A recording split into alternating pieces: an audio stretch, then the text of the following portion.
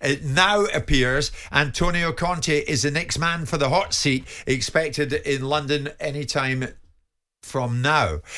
Let's get an update, in actual fact, on that very subject from my colleague Alex Crook. Alex, good morning.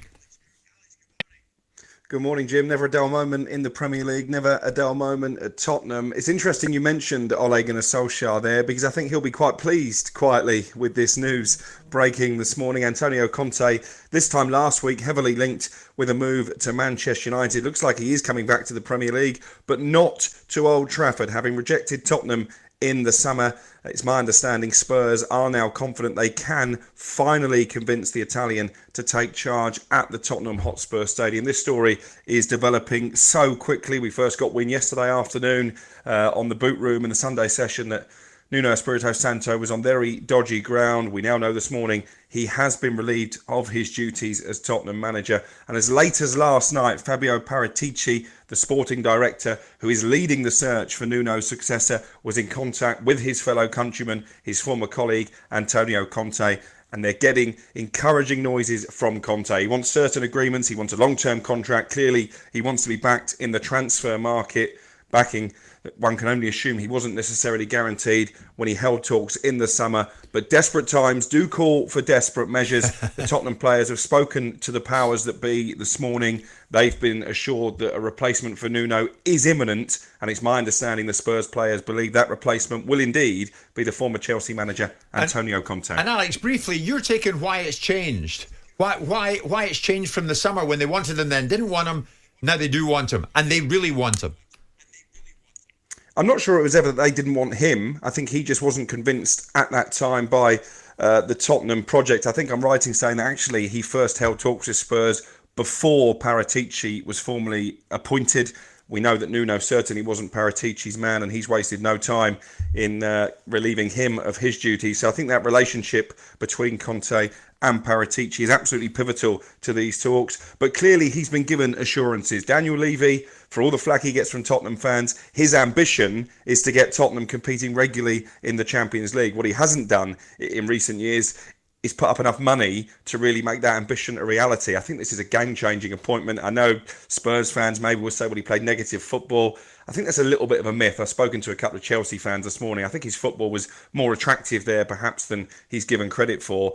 The issue really is his relationship and the fact he has this ability to fall out with the powers that be. So how that will work with Daniel Levy, I think, will be fascinating. Can't wait for that to happen. I just wanted to pick up on the point that you made about Paratici and Nuno Espirito Santo, because it for me, it beggars belief, Cookie, that he wouldn't have been involved in some shape or form with accepting, sanctioning, or being involved in the appointment of Nuno Espirito Santo, because he came in as director of football. He came in with a reputation. It might not have been his ideal fix or fit, Nuno Espirito Santo, but to say he wasn't his appointment at all, I don't know if that chimes with me. Danny, what do you think? I think, yeah. I mean, what was he involved in it, as far as you know? Crookie? Yeah, he was in situ by then, but I think what you need to remember is that Nuno was a long way down the list of possible appointments. That they toyed with Conte, they toyed with Fonseca. But that's not the same thing as saying Paratici is against him, was it, Alex? That's not the same thing as saying that he was against that wasn't his appointment, because he's a director of football. It's on his watch, so he has to own Nuno Espirito Santo as much as he will now own potentially Conte if he comes in. Yeah. I'm not sure he was ever convinced that Nuno was the right fit. I'm Well, not then he sure should that have put Nuno his was head ever above the parapet. completely convinced he was the right fit. But So he's a they were flaky. running out of So what you're saying options he's a at that flaky time. director of football then?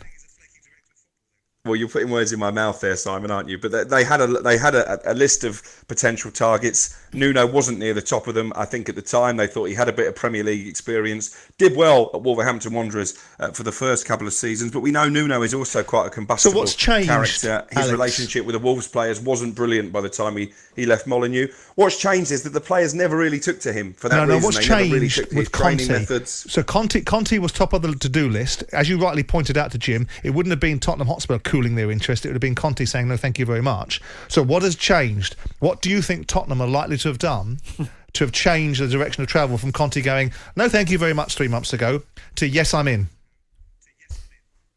Well, I think as Darren Ambrose said on the boot room last night, money talks in football, and that will ultimately be what it comes down to. Antonio Conte will want to be backed in the transfer market. I'm sure the salary that he was offered in the summer was equally lucrative as it is now, but I think Daniel Levy realises he's seen the reaction from the fans, he's seen the reaction from his own players. They need to invest in this squad, and I mentioned it last night, the recruitment really going right back to when Gareth Bale was sold and they brought in all those players with the money they generated from him. The recruitment's been poor. If you look at people like Steven Bergwijn, Lo Celso, even Ndombele, who clearly, I'm sure Danny will agree, is a very talented player, but hasn't always shown the application to match up with that talent. Yeah. Antonio Conte is a proven winner. He's won titles in Italy, he's won titles in England, but he will need money to reinvest in this squad. And then you've got the Harry Kane situation, because clearly Harry Kane didn't want to play for Nuno. I'm not convinced Harry Kane wants to play for Tottenham. I think he might want to play for Antonio Conte. I'll bet. You're right. Alex, thanks for that. Alex Crook with us live this morning. Antonio Conte expected in London pretty soon,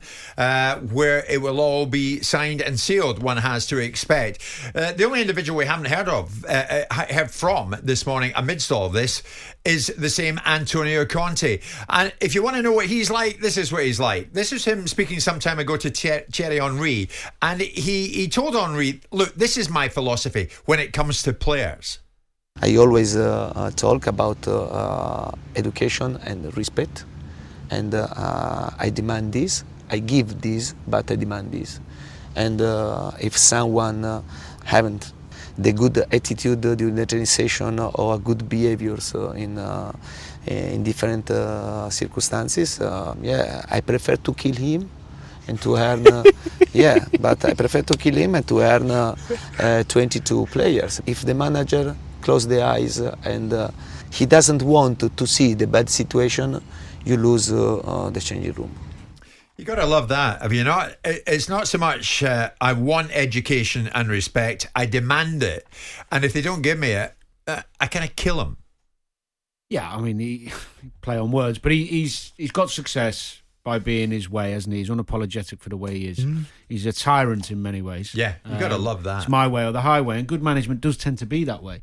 The problem is that you're going into a situation that's very different to the ones he's been in previously. He's for a long time managed at the very top level with some of the biggest clubs in Europe, with super high-profile players who are very, very talented as well, and generally very professional, hence the fact they're at a super club. Yeah. Now he's going into a club at Tottenham where a lot of those players who haven't been really successful, he needs to coach them and evolve them as players, never mind just the management side in terms of motivation. So it's a different job for him. It's a different task in hand. Is he capable? We'll have to wait and see, but it's a very different role than going in at Chelsea or going in at Juve, the one he's taking on. I think he's capable, though. Simon, that reminds me of when Advocat went in at Rangers and I met him in Holland and I said, what's your philosophy? And he looked at me, look, it's simple. I mean, please, the players have got to give me what I want or they're out. But that's Thomas Tuchel. That's what Thomas Tuchel's doing at Chelsea. His attitude is very similar. He might look like a smoother operator than Conte does, because Conte looks like a blunt instrument that deals with things in a, look at the way he dealt with Diego Costa. There was no mucking about. I've had enough of you. You're out, and you're getting it by text.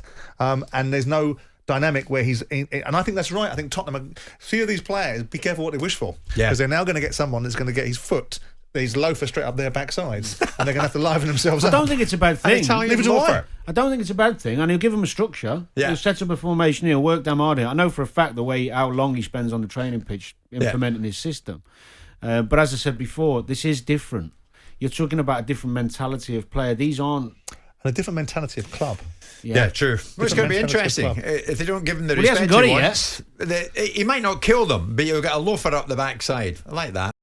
Jim White and Simon Jordan, Monday to Thursday morning, 10 till 1. On AM, on DAB, via the talkSPORT app and on your smart speaker. talkSPORT.